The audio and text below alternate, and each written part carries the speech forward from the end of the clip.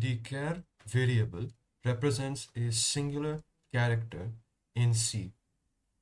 If we want to have a char variable in our C program, we type char. This is short for character. Give it a variable name. We'll give it a. And then you use equals to assign a value to this variable. If we don't want to assign a value to this variable, we simply end it with a semicolon. This is called a declaration.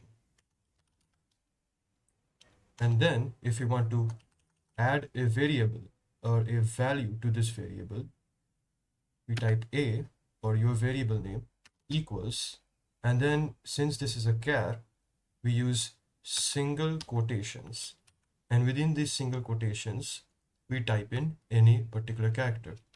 I type in X and then use a semicolon. This is known as instantiation. In the previous line we have declared a variable. In this line we have instantiated variable.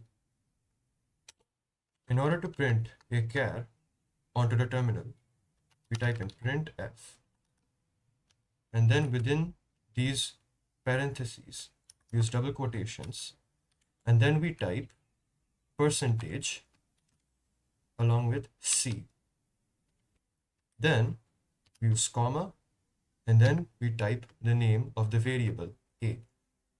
This means that this printf method will substitute this percentage %C with the value of this variable a.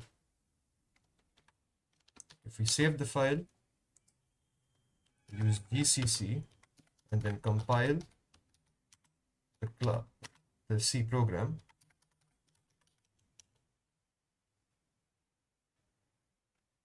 and then run the C program,